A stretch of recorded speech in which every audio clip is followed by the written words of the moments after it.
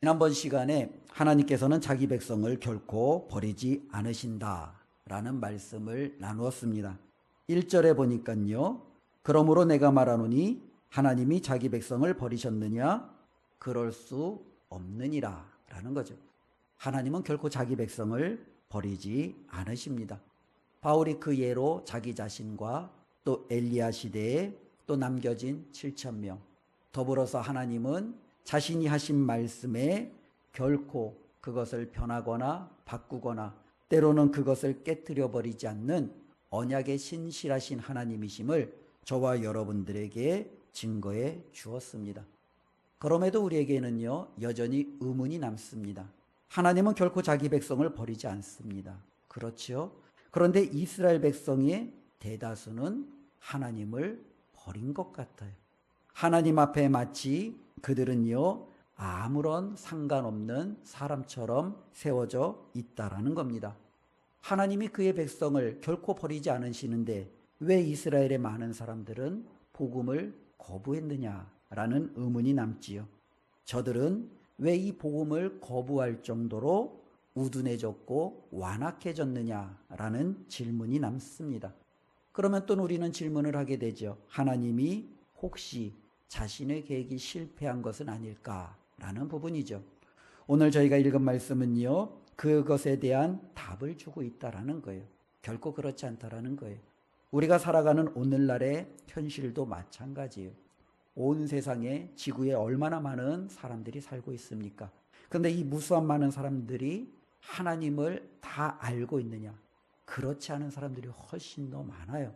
오히려 복음은요 과거 때보다 점점 이렇게 줄어드는 그러한 경향을 보이는 것처럼 보여집니다. 어쩌면 하나님을 떠난 다른 종교들은 더욱더 커지고 왕성해지고 영향력을 끼치는 것 같은데 하나님의 교회들은요 세상에서 힘을 잃고 어쩌면 여러 가지 많은 위축되어진 상황 속에서 살아가는 듯한 현실을 바라보게 되죠. 꼭 우리가 세상뿐만이 아니라 우리 한국 사회를 봐도 마찬가지예요.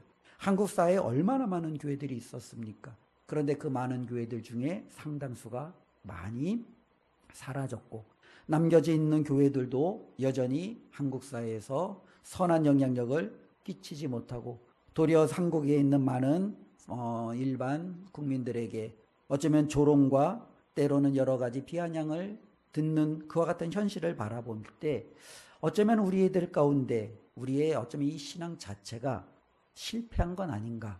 어쩌면 하나님께서 그냥 우리들을 그냥 내버려 두신 것은 아닌가? 도대체 우리는 이와 같은 현실을 어떻게 받아들여야 되는가? 라는 그런 의구심이 드는 것이 사실입니다.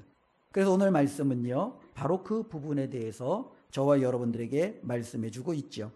특별히 하나님께서는요, 남은 자를 보존하신다라는 것이 1절부터 6절까지의 말씀의 가장 중된 핵심입니다.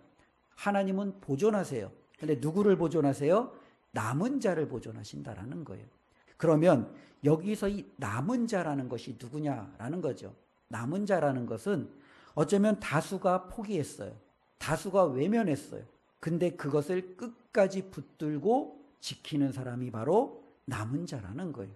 남은 자라는 것은요, 다수가 이쪽으로 갈 때 아니야, 그쪽이 아닌 것 같아. 나는 여기 남아서 이걸 붙들 거야. 라고 끝까지 자신들의 믿음, 자신들의 신념, 자신들의 가치를 붙들고 있는 사람들을 우리는 남은 자라고 할 수 있다라는 거죠. 우리의 가까운 예에서 그런 것들을 우리가 좀 많이 유추해 볼 수 있죠. 가정에서 모두가 이제는 믿지 않지요. 우리가 이제 명절 때는 온 친지들이 함께 모여서 이제 같이 가정에 여러 가지 이렇게 모임을 갖지 않습니까? 그 가운데 나 혼자 믿을 수 있어요. 아니면 우리 가정만 믿을 수 있어요. 때로는 그 사람이 그 가정에서 남은 자일 수 있습니다. 직장에서 저와 여러분들이 하나님의 말씀과 양심에 따라 살아가려고 하다 보니 너무 힘들어요. 때로는 조금 타협하고 싶고 좀 정직을 조금 내려놓고 싶고 양심을 조금 이완하고 싶은 그런 유혹들이 많이 있어요. 그럼에도 하나님 앞에 직장에서 손해를 보더라도 정직과 양심에 따라 내가 정말로 주어진 것을 정말로 감당해내는 것, 어쩌면 그 사람이 그 직장 안에서 남은 자일 수 있지요. 교회 안에서도요, 교회가 위축되고 힘이 없고 때로는 여러 가지 많은 상황 속에서 영향력을 잃어갈 때, 그럼에도 불구하고 묵묵히 교회에서 기도의 자리를 지키고 섬김의 자리를 지키고 하나님을 바라보며 하나님의 때를 기다리는 그 사람이 교회 안에서 남은 자일 수가 있지요. 오늘날 보면은요, 젊은 많은 이들이 세상 속에서 세속 문화에 정말로 그들이 이렇게 휩쓸리며 그쪽으로 가는 거예요. 근데 그 속에서 휩쓸리지 않는 게 너무 힘든 거죠. 모든 10대, 20대들이 자신들이 즐겨하는, 자신들이 원하는 것을 향하여 달려가고 있는 그때 그것을 향하여 정말로 이렇게 돌아서고 믿음을 지킨다라는 것 자체가 굉장히 어려워요. 우리 장년들이 믿음을 지키는 것보다 어쩌면 청년들이 믿음을 지키는 게 더 어려울 수 있어요. 우리 청년들보다는 10대 학생일 때 이 믿음을 끝까지 지키는 것이 더 어려울 수 있어요. 그러나 만일 그와 같은 세상 속에서 내가 이 믿음을 포기하지 않냐고 나는 하나님을 붙들 거야. 어렸을 때부터, 청년 때부터 이것을 굳건히 붙들고 있다면 그 사람이 바로 남은 자라는 거죠. 하나님께서는요, 바로 이 남은 자를 지키신다라는 거예요. 하나님께서 모든 사람을 다 지키시고 보존하시는 게 아니에요.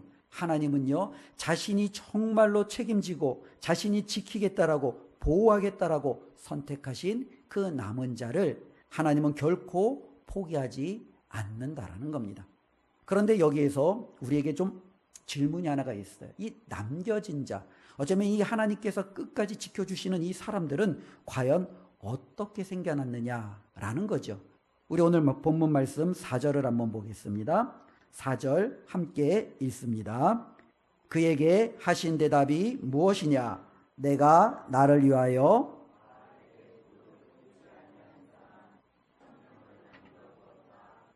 엘리야 시대 때 하나님께서 7,000명을 남겨두셨어요. 그치요? 근데 이 남은 자는요, 어떻게 생긴 거예요? 본문 말씀을 보니까요, 하나님께서 어떻게 해요? 남겨두신 거예요. 그치요? 하나님께서 남겨두신 거예요. 이 7,000명이 정말로 모두가 바알에게 무릎을 꿇고 모두가 아세라를 섬기고 모두가 아합과 이세벨의 그 권력 앞에 두려움 가운데 신앙을 포기하고 저버릴 때 나는 아니야, 나는 결단코 하나님 앞에 설 거야. 그들이 결단하고 그들이 하나님 앞에 선 것이 아니라 하나님께서 어떻게 했다고요? 남겨두셨다라는 거예요. 오늘날에도 하나님께서는요, 자신이 보존할 자들을요, 우리가 선택하는 게 아니라 누가 선택해요? 하나님이 선택하시는 거예요. 하나님이 남겨두시는 거예요. 실질적으로 그 말씀이 바로 5절에 이어져 있죠. 5절 말씀 한번 읽어보겠습니다.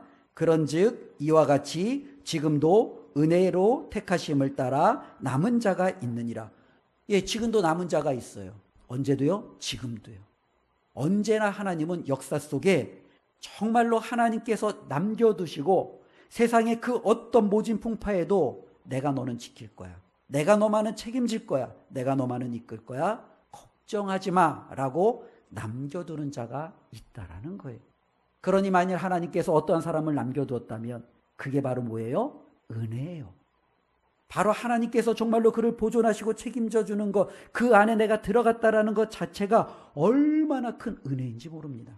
저와 여러분들이 하나님이 끝까지 책임져 주시는 남은 자 안에 들어가는 이 은혜 가운데 있기를 주님의 이름으로 축원을 드립니다.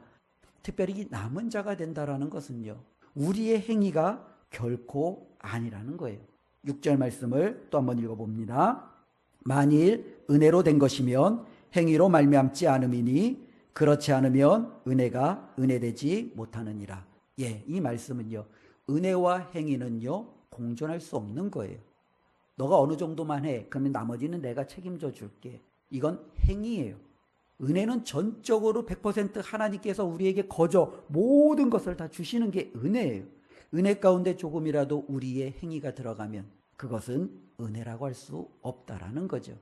남은 자가 되는 것은요, 바로 하나님의 은혜 가운데 저와 여러분들이 지키심과 하나님의 책임져 주심 가운데 우리가 포함되어지는 놀라운 축복이라는 것을 우리가 꼭 기억하셨으면 좋겠습니다. 그래서 우리가 우리의 신앙을 바라볼 때 우리는 이렇게 해야 되는 거죠. 내가 잘나서, 내가 좀 괜찮아서, 그래도 내가 좀 이 정도 해서, 이와 같은 인식이 아니라 내가 이렇게 지금까지 믿음을 지킨 것도 하나님이 저와 여러분들을 붙드셨기 때문에, 여기까지 우리를 하나님께서 책임져 주셨기 때문에 내가 그 10대, 20대, 때로는 내가 가장 힘든 그 정말로 그 가정을 세워나가는 그 어려운 때에도 여전히 하나님께서 나를 붙들어 주셨기 때문에 내가 지금 이렇게 믿음 가지고 믿음 버티고 하나님 앞에 서 있을 수 있어 라는 것이 우리가 하나님 앞에 받은 은혜라는 사실을 바울은 다시 한번 저와 여러분들에게 말씀해 주고 있습니다.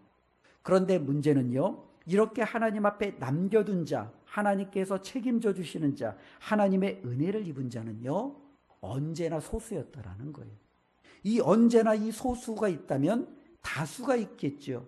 이 다수는요, 항상 하나님 앞에 우둔하게 그들은 행동해요. 그들은 완악하게 행동을 하게 되었습니다. 바로 7절 말씀이 그 말씀인데요. 7절 한번 읽어보겠습니다. 그런즉 어떠하냐? 이스라엘이 구하는 그것을 얻지 못하고 오직 택하심을 입은 자가 얻었고 그 남은 자들은 우둔하여 졌느니라.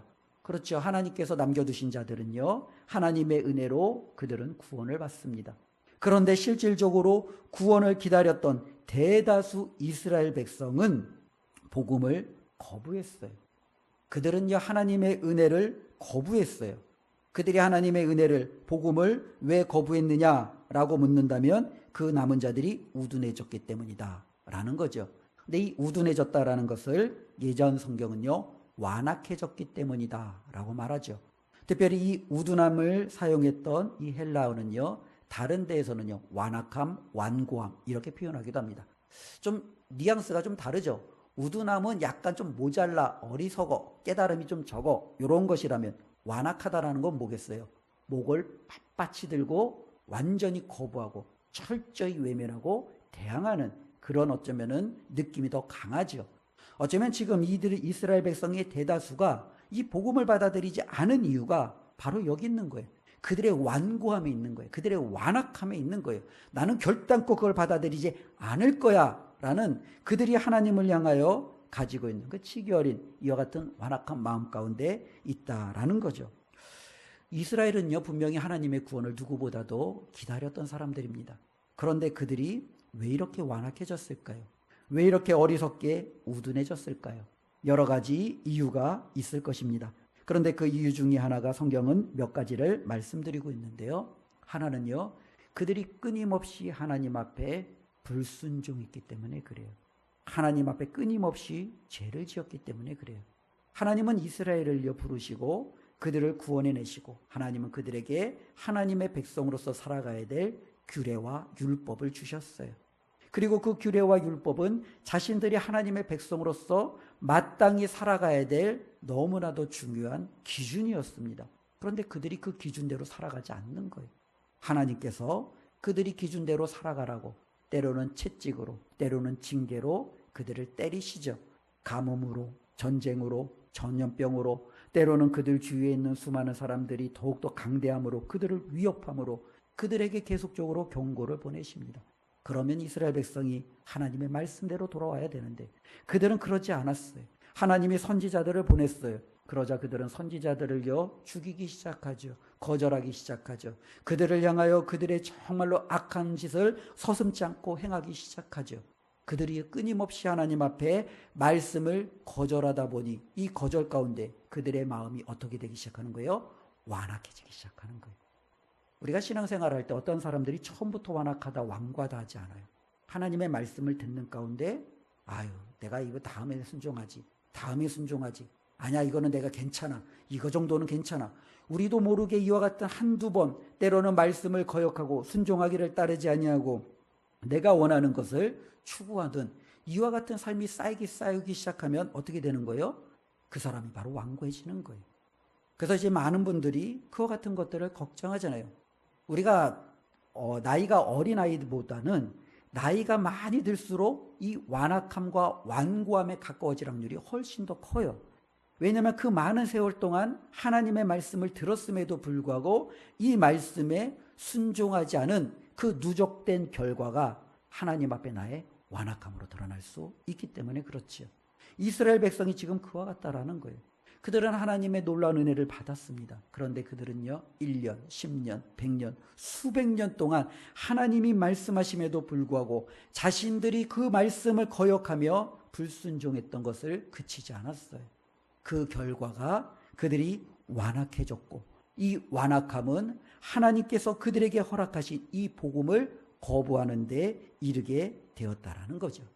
또 한편으로는요, 이들이 실질적으로 완악해진 이유 중에 하나는요, 하나님께서 주신 그와 같은 은혜의 여러 가지 방편들이 있잖아요. 그들에게 의하면 율법이라든지, 혹은 그들에게는요, 제사라든지, 혹은 그 율법에 대한 여러 가지 장로들의 규전과 때로는 여러 가지의 전통들, 이와 같은 것들이 그들에게 있잖아요. 하나님이 주신 많은 은혜의 여러 가지 방편들이 있는데, 문제는 이 은혜의 방편들이 있다 보니까 여기에 매여 본질을 보지 못한다라는 거예요. 실질적으로 본질을 보지 못하고 그들은 자꾸 껍데기만을 보기 시작하니, 이 껍데기를 보기 시작했던 그들의 신앙이 실질적으로는 완악함에 이르렀다라는 거예요. 다르게 얘기하면 이런 부분이죠. 하나님이 이스라엘 백성에게 십계명을 주셨어요. 율법을 주셨어요. 신명기의 말씀을 주셨어요. 이 말씀 하나하나는 주신 이유가 너무너무 소중하고 귀한 거죠. 하나님께서 왜 이스라엘 백성에게 십계명을 주셨을까요? 본질을 기억해야 되잖아요. 근데 그들은요, 본질을 이제 떠나서 십계명만을 생각하는 거예요. 우리는 안식일을 거룩히 지켜야 돼. 안식일을 준수하지 않으면 이방인과 다름없어. 이방인들은 안식일을 지키지 않으니 저들은 저주받은 자야. 그들은 안식일 준수에만 그들은 매몰되어져 있는 거예요. 하나님의 이름을 망령되이지 부르지 말라고 그랬어. 네가 누군데 감히 하나님의 이름으로 맹세해? 너는 정말로 저주받을 자야. 그들은 그 율법의 어쩌면 겉으로 드러나는 그 표현에만 그들에게는요, 정말로 매몰되어져 있다라는 거예요. 하나님이 간음하지 말래. 거짓말하지 말래. 어떻게 간음할 수 있어? 어떻게 거짓말할 수 있어? 그들은 이 율법을 문자적으로 겉으로 드러나는 이와 같은 것에 매몰되어서 이것만을 지키면 된다라고 생각하는 거죠. 그런데 문제는요, 하나님께서 그들에게 이 율법, 때로는 이 십계명을 주신 본질이 뭐냐라는 거예요. 이 본질을요, 우리는 예수 그리스도를 통해서 우리는 확인하죠. 그리고 특별히 하나님께서는요, 이 율법의 말씀을 주실 때에도 이 본질에 대해서 분명히 말씀해 주셨어요. 왜 하나님이 십계명을 주셨는지, 왜 하나님께서 신명기 율법을 통해 이스라엘 백성이 살아가야 될 여러 가지 규례를 주셨는지, 그건 바로요, 사랑이에요. 하나님을 사랑하고 이웃을 사랑하는 게 본질이에요. 하나님을 사랑하기에 내가 안식일에 와서 하나님 앞에 예배하는 거예요. 하나님을 사랑하기에 나는 그분의 이름을 함부로 나는 놀리지 않는 거예요. 하나님을 사랑하기에, 이웃을 사랑하기에 나는 그 이웃에게 거짓말을 하지 않는 거예요. 본질은 사랑이었어요. 그런데 그들은요, 이 사랑이요 다 사라지고 오직 율법과 전통과 겉으로 드러나는 것만 남은 거지요. 오늘날 우리의 신앙도 그럴 수 있다라는 겁니다. 하나님께서 저와 여러분들에게 주신 본질은요, 우리가 잊어버리고 단지 주일 예배, 단지 교회 안에서 이루어지는 많은 봉사와 헌신과 섬김, 이것이 우리 신앙의 가장 중요한 가치로 남는다라면 우리는 본질을 뒤로하고 껍데기를 붙들고 있었던 이스라엘과 전혀 다를 바가 없다라는 거죠. 우리가 주일날 이렇게 주님 앞에 나와 찬양과 예배하는 이유가 무엇입니까? 주님을 사랑하기 때문에 그런 거예요. 우리 하나님을 사랑하기에 그분 앞에 내가 나와 그 사랑을 표현하고 싶은 거예요. 내게 주신, 내 삶에 허락하신 그 은혜에 감사해서 저와 여러분들이 가진 것의 일부라도 하나님 앞에 정말로 그 마음을 표현하고자 하는 것이 우리의 본질이어야 되지 않겠습니까? 그런데 이스라엘은요, 그 본질을요, 놓쳐버렸습니다. 본질을 놓치면은요, 완악해집니다. 완고해집니다. 우둔해집니다. 오늘날 많은 교회도 본질을 놓치면 이렇게 될 수 있는 거예요. 본질을 놓친 성도와 교회는요, 완고해져요. 완악해져요. 우둔해져요. 하나님의 말씀을 제대로 깨닫지 못하게 됩니다. 그래서 결국에는요, 이들이 바로 이렇게 하나님 앞에 불순종의 반복과 또한 그들이 하나님이 주신 은혜의 통로를 통해서 본질을 붙들기보다는 껍데기를 붙드는 그들의 그 결과가 하나님께서는요, 이제는요, 야, 너희는 안 되겠다. 그냥 알아서 살아라. 내버려 두시는 거예요. 하나님께서 그냥 그들을 어쩌면은요, 심판 가운데 그냥 허용해 버리시는 거죠. 하나님께서 그것을요, 바로 8절 말씀을 통해서 우리에게 가르쳐 주고 있죠. 우리 8절 말씀 함께 읽습니다. 기록된 바 하나님이 오늘까지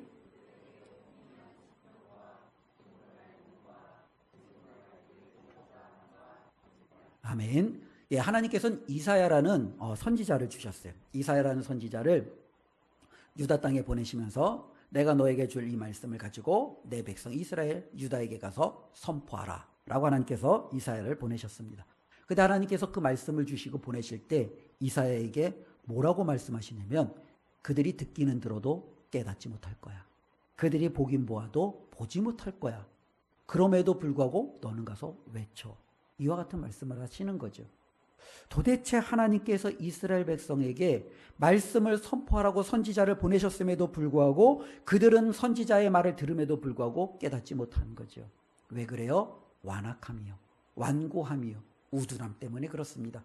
이것이 극에 달하면 하나님은요 그들을 그냥 내버려 두시는 거예요.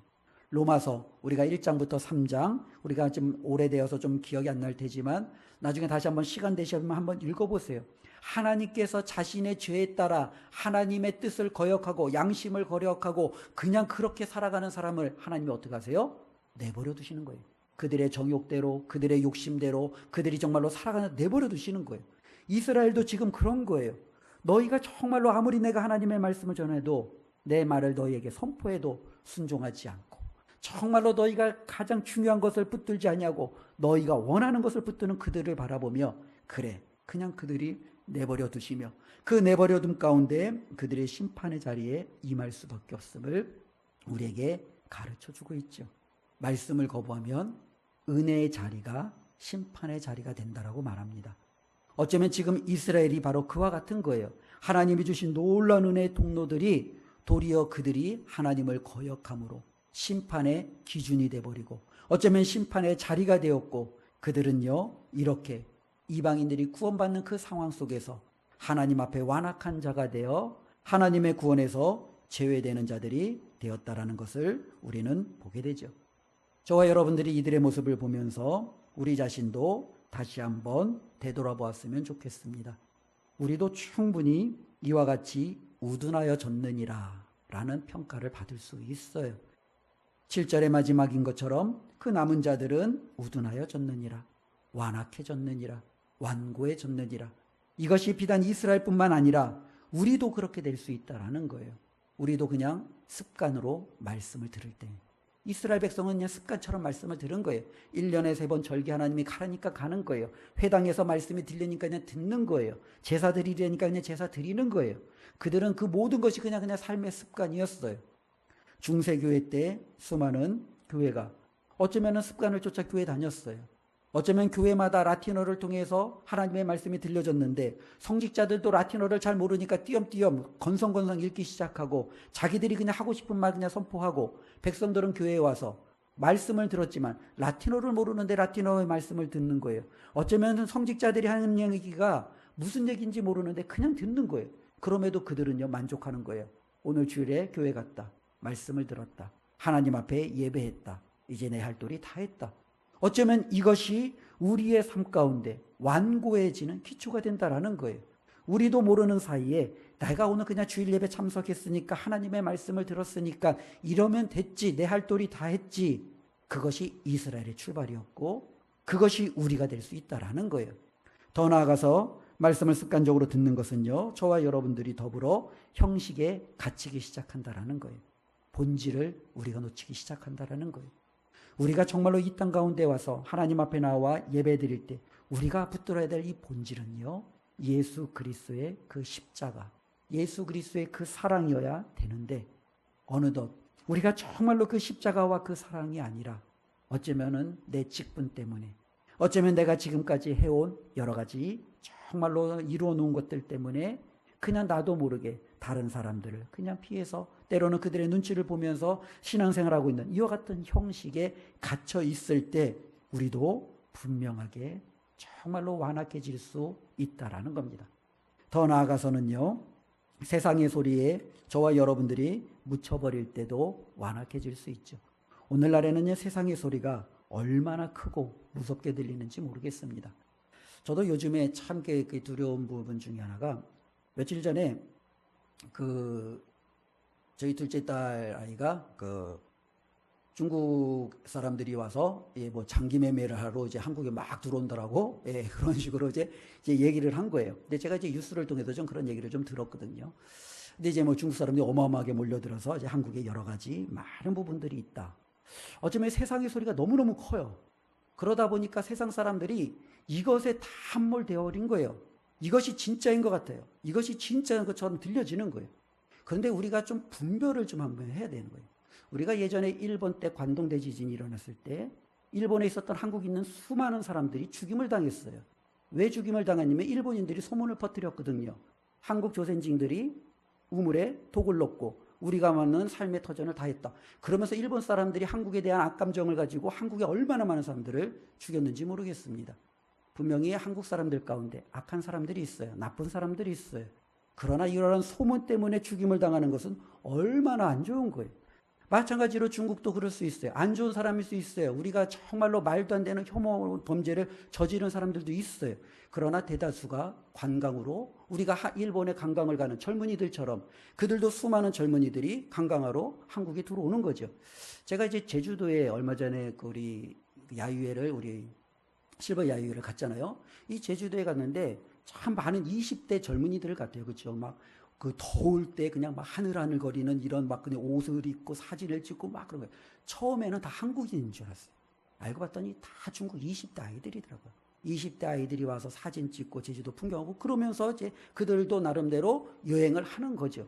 그런데 우리가 세상의 소리에 묻혀서 그들이 들어와서 우리를 장기를 우리를 어떻게 한다. 이와 같은 것들이 그냥 온 세상에 퍼지는 거예요. 이건 극단적인 하나의 예지요. 그런데 세상은요, 오늘날 이렇게 흘러가는 것 같아요. 하나의 사실이 사실도 아닌데 온 세상에 퍼뜨려 많은 사람들이 거기에 묻혀버리는 거예요. 그리고 그 묻힌 상황에서 그냥 그렇게 살아가는 거예요. 그리고 그것이 가짜임에도 불구하고 가짜가 아니고 진짜일 거야. 그냥 스스로 묻어버리며 그렇게 살아가는 거예요. 이것이 세상이 우리에게 주는 엄청난 거죠. 그 상황 속에서 우리는요, 세상의 소리에 묻히면 안 되죠. 기독교인들은요, 분별해내야 되는 거예요. 실질적으로 우리는 예수 그리스도의 사랑 가지고 세상으로 나가라고 하는데 우리 안에 들어오는 사람을 향하여 혐오하는 그리스도인? 이건 말이 안 되는 거잖아요. 교회에서 정말로 세상에 복음 들고 사랑 들고 정말로 목숨 걸고 나가는 선교사님을 파송하면서 마치 우리 한국 사회에 들어오는 외국인들, 이방인들 그들에게 사랑으로 복음을 전할 기회로 삼지 아니하고 오히려 그들을 혐오 대상으로 삼는 이 교회가 도대체 왜 이렇게 되었느냐라는 거죠. 세상의 교회도요, 함몰되어 있다라는 거예요. 교회도 세상에 묻혀 있다라는 거예요. 세상은 그렇게 말할 수 있어요. 교회는 그렇게 말하면 안 돼요. 교회는요, 정말로 강도 만난 자를 위해서 우리는 정말로 예수님께서 이웃이 되라고 말씀하신 것처럼 이웃이 되어줘야 되는 거예요. 그들의 편에서 우리는 그들의 목소리를 대변해 주는 게 교회여야 되는 거예요. 그런데 많은 이들이 세상 소리에 묻히는 거예요. 유대인들이요, 이스라엘이요, 하나님 앞에 모든 자신들 외에 이방인들은 다 거부하고 이방인들은 다 개 취급하고 이방인들은 다 죄인 취급하고 그 결과가 어떻습니까? 교회가 그와 같은 길로 간다면 어쩌면 우리가 얼마나 완악해져 있는지를 보여주는 반증이라고 할 수 있다는 거죠. 저와 여러분들이 다시 한번 말씀을 통해서 기억하실 것은 하나님의 말씀을 들음에도 우리가 즉시 순종하지 않는다는 것은 바로 이와 같은 완악함의 출발점이 될 수 있다는 것을 꼭 기억하시고 하나님의 말씀을 들을 때 그 말씀에 순종할 줄 아는 저와 여러분들이 되시기를 주님의 이름으로 축원을 드립니다. 특별히 그래서 오늘 말씀에 어쩌면은 하나님께서 우리에게 주시는 이 남은 자에 대한 핵심이 바로 여기 있는 거예요. 분명히 하나님께서 은혜로 남겨두신 자들이 있어요. 근데 이스라엘의 대다수는요, 완악해지고 완고해짐으로 하나님의 그 은혜로부터 버림을 받았어요.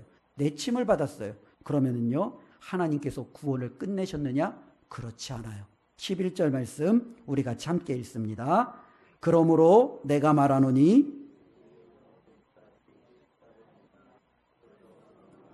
그들이 넘어짐으로 구원이 이방인에게 이르러 이스라엘로 식인하게 함이니라. 이스라엘 대다수가 하나님의 말씀에 불순종했어요. 그리고 완악해졌어요. 하나님은 그들을 내버려 두시고 대신 하나님의 구원을 누구에게도 돌리세요? 이방인에게로 돌리시는 거예요. 오늘날도 하나님은 그렇게 역사하실 수 있어요. 모든 교회가 하나님 앞에 완악해져서 하나님의 말씀을 가지고 있고 하나님 앞에 예배를 드리고 있고 하나님의 말씀을 들음에도 불구하고 이 말씀대로 살아내지 못하면 하나님은 교회 밖에서도 충분히 하나님의 남은 자들을 세우실 수 있고 구원하실 수 있다라는 거예요. 하나님의 역사를, 하나님의 어떻게 보면 이와 같은 은혜를 우리의 어떻게 보면 잘못된 신앙의 관념으로 우리가 한정 짓는다라는 것, 이것만큼 위험한 것이 없다라는 것을 꼭 기억했으면 좋겠습니다. 오늘 본문의 말씀을 이렇게 좀 결론을 내리고자 합니다. 특별히 저와 여러분들이 하나님께서 끝까지 지켜주시는 사람들이 되기를 바랍니다. 우리가 하나님의 은혜 입은 남은 자가 되기를 바랍니다. 남은 자가 된다라는 것은 저와 여러분들이 이 땅을 살아갈 때 결코 낙심하지 않아도 된다라는 이유가 됩니다. 왜요? 하나님이 그 사람만큼은 책임져 주기 때문에. 다른 사람은 몰라도 그 사람만큼은 하나님이 지켜주시기 때문에. 내가 교회에서, 내가 가정에서, 내가 직장에서 정말로 내가 혼자 남은 것 같아도 내가 믿음으로 하나님 앞에 정말로 살려고 정말로 처절하게 몸부림칠 때 하나님은요 결코 그를 외면하지 않는다라는 거예요. 그를 하나님께서 붙드시고 어느 것도 그를 해하지 못하도록 우리 하나님께서 책임져 주심을 기억했으면 좋겠습니다. 엘리야 시대 때 이 엘리야는요 아합과 이세벨의 칼을 피해서 도망쳤어요. 그 칼날이 얼마나 무서웠던지 더 이상 도망갈 길이 없는 거예요. 그래서 이 엘리야는 하나님 앞에 하소연합니다. 하나님 차라리 저를 죽여주세요. 죽는 게 나을 것 같아요. 하나님 앞에 그렇게 말해요. 아무리 도망쳐도 이 이세벨과 이 아합의 칼날을 피하여 도망칠 데가 없는 거예요. 광야로 갔더니 목말라 죽을 것 같아요. 배고파 죽을 것 같아요. 그는 더 이상 피할 곳이 없었어요. 그런데 신기한 게요. 엘리야 말고도요. 7,000명이 남겨져 있었잖아요. 이 7,000명은요. 어떻게 아합과 이세벨의 칼날에서 피해서 살아남을 수 있었을까요? 하나님이 지켜주시는 거예요. 하나님이 보호하시는 거예요. 하나님께서 어떠한 상황도 그들을 해하지 못하도록 하나님이 보존하시면 남겨진 자는 세상이 그들을요 털끝 하나 건드릴 수 없음을 성경은 우리에게 말씀해 주고 있습니다. 그러니 저와 여러분 이 땅에서 우리가 남은 자로서 믿음으로 살아갈 때 우리가 세상 속에서 두려워할 필요가 없다라는 거예요. 하나님이 저와 여러분들을 지켜주시면 하나님이 우리의 편이 되시면 우리는요 결코 세상 가운데서 후회하지 않는 인생의 가장 멋진 결말을 맺을 수 있다는 것을 기억하시며 남은 자로서 낙담하지 않고 살아가기를 주의 이름으로 부탁을 드립니다. 두 번째로는요. 우리가 이렇게 주의 이름으로 낙담하지 않고 자신 있게 살아가는 거 중요해요. 그러나 또 한편으로는요. 우리가 그렇기 때문에 우리는 더욱더 겸손할 필요가 있어요. 그렇죠? 바울은요. 나의 나된 것은 오직 하나님의 은혜라 라고 고백했어요. 어쩌면 죄인 중에 괴수인 그가 하나님 앞에 돌아서게 된 것도 사도라는 놀라운 직분을 받게 된 것도 어쩌면 주를 위하여 목숨 걸고 이렇게 살아갈 수 있었던 모든 삶의 내용도 하나님의 은혜라고 그는 고백했습니다. 우리도 그렇습니다. 저와 여러분들이 이 땅을 살아갈 때 신앙생활을 내가 지금까지 해온 모든 것도 하나님의 은혜예요. 앞으로 우리가 해나갈 모든 것도 하나님의 은혜로서 우리가 해나가는 거예요. 저도 누누이 말씀드리지만 어쩌면 내 힘으로 이 믿음을 끝까지 지킨다는 것은 목사인 저로서도 자신 있게 말할 수 없어요. 정말로 저는 이렇게 수많은 순교한 사람들의 그 이야기를 들으면 내가 저 상황에 들어가면 나도 과연 그럴 수 있을까라고 제 자신을 한번 그 안에 견주어 보죠. 그러면은 답은요. 나는 그렇게 할 수 없다라는 거예요. 이게 저의 모습이고 저의 연약함이에요. 그런데 그들은 그렇게 해냈어요. 어떻게 가능해요? 하나님이 그렇게 하게 하셨기 때문에 그래요. 저도 그렇게 하나님 앞에 기도하는 거예요. 하나님 어떠한 순간에도 저도 제 믿음을 제 스스로 포기하지 않도록 제 스스로 무너지지 않도록 그 순간에 저를 붙들어 주십시오. 혹시라도 순교할 순간이 온다면 하나님 저는 할 수 없으니 하나님이 저의 마음을 저의 생각을 저의 삶을 주관하여 주셔서 제가 정말로 그 상황 속에서도 순교자의 믿음을 가질 수 있도록 저를 붙들어 주세요. 이것이 바로 우리가 하나님 앞에 드리는 기도 아니겠습니까? 그러니 우리는요 신앙생활하는 데 있어서 하나님 앞에 자랑할 게 없는 거예요. 목사라고 자랑할 게 없는 거예요. 장로라고 자랑할 게 없는 거예요. 내가 정말로 모태신앙으로서 한 번도 교회 빠지지 않고 여지껏 신앙생활했다. 자랑할 게 없는 거예요. 이 모든 것이 다 하나님께서 내가 잘나서가 아니라 저와 여러분들을 붙드셔서 목사 세우시고, 붙드셔서 장로 세우시고, 붙드셔서 정말로 세상 속에 나아가지 않냐고 여전히 믿음 지키고 살아갈 수 있도록 해주신 하나님의 은혜 때문이라는 이 사실을 꼭 기억하며 살아가기를 바랍니다. 마지막으로 우리가 정말 이 우둔함에 매몰되지 않기 위해서는요, 하나님의 말씀 앞에 이스라엘 백성들처럼 반응하지 않아야 돼요. 이스라엘이 우리에게 거울이잖아요. 이 거울을 보면서 우리가 묻은 것들은, 더러운 것들은 닦아내고 헝클어진 것들은 잘 정돈하고, 이게 바로 거울이잖아요. 이스라엘이 바로 우리의 거울이에요. 이스라엘이 무너진 것을 바라보면서 우리도 똑같이 그렇게 간다면 미련한 거예요. 우둔한 거예요. 완악한 거예요. 이스라엘은요, 하나님의 말씀 앞에 너무너무 무감각했어요. 오늘날 우리에게 하나님의 말씀을 모르는 게 문제가 아니에요. 다 알아요. 알기에 무감각해지는 우리 자신을 바라봅니다. 아니까 안 지켜도 돼. 나중에 지켜도 돼. 또 기회가 있겠지. 이와 같은 우리의 삶에 여러 가지 많은 뒤로 미루고, 때로는 그것을 건너뛰고, 때로는 나 정도는 괜찮아라는 이와 같은 안일함이 우둔함을 만들었던 이스라엘이었고, 그것이 우리가 될 수 있다라는 거예요. 그러니 하나님의 말씀을 들을 때 이 말씀에 작은 하나님이 주시는 깨달음에도, 하나님이 주신 도전에도 우리가 그것을 외면하지 아니하고 그것에 순종하고자 결단하고 순종의 열매를 맺어야 될 줄로 믿습니다. 이와 같은 삶으로 하나님 앞에 살아갈 때 그가 하나님의 은혜 받은 남은 자고, 그는 하나님이 끝까지 지켜주시고 책임져 주신다라는 이 사실을 기억하며 저와 여러분의 남은 모든 생에 하나님 바라보며 믿음으로 승리하시기를 주님의 이름으로 축원드립니다. 기도하겠습니다. 하나님 감사합니다. 오늘도 하나님의 말씀을 통해서 하나님께서 끝까지 책임지시고 지켜주시는 하나님의 사람들을 살펴보았습니다. 저들은 하나님의 은혜를 입은 자들입니다. 하나님의 은혜로 어떠한 상황 속에서도 저들은 낭망하지 않고 끝까지 하나님 앞에서 믿음으로 살아갈 수 있는 자들이었습니다. 하나님, 우리에게도 그와 같은 은혜를 주심에 감사를 드립니다. 하나님이 주신 이 구원의 은혜를 늘 기억하며 내가 하나님을 선택했고 내가 하나님께 나온 것이 아니라 하나님이 나를 선택하셨고 하나님께서 나를 부르셨으며 하나님께서 나를 오늘도 책임져 주고 계신다라는 이 사실을 잊지 않고 살아가게 하여 주시옵소서. 그 하나님 앞에 우리의 믿음을 온전히 아버지 하나님 정말로 드러내며 열매 맺는 삶이 되게 하여 주시옵소서. 예수님의 이름으로 기도드리옵나이다. 아멘.